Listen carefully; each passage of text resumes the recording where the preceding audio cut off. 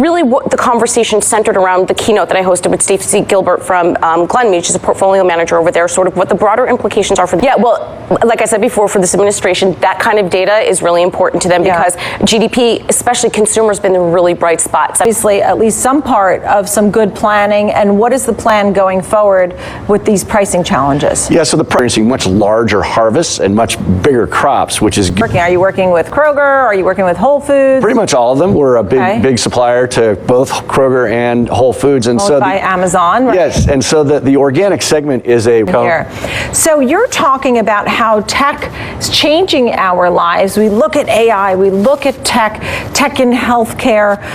You have something that you're looking at very closely. What is it?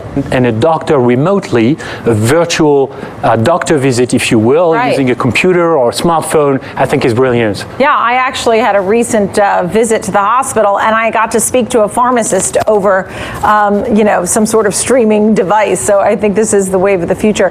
What about the ETF? If someone doesn't want to get a particular stock, you said there's an ETF that wraps up this type of industry.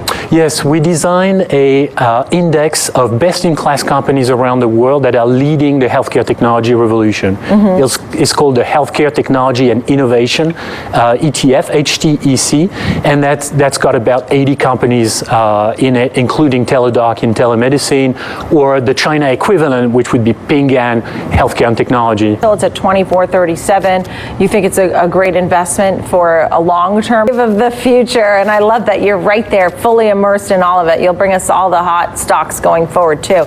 Jeremy Capron, the Director of Research at Robo Global. Nice to see you. Thanks. I mean, Chris, you can kick it off. I think that there's so much that goes with this. They're making this foray. Is this a winner? Does this have potential? Them, so I wouldn't bet that they wouldn't try to get into markets like this. What about a name like Match.com? I mean, Match owns Tinder, right? An app and create basically your own profile and username on those apps. As opposed to Facebook, you're already in it. And so they're pulling from their database that's already there. Obviously, Facebook did it. I mean, they're basically saying, like, if you get killed, if anything happens to you, we're not responsible. So right off the bat, like, they're saying bad things are going to happen from this, but we claim no responsibility for liability. It seems that there's demand for data. Next week, we have a huge lineup, right? Yep, we certainly have a big lineup next week.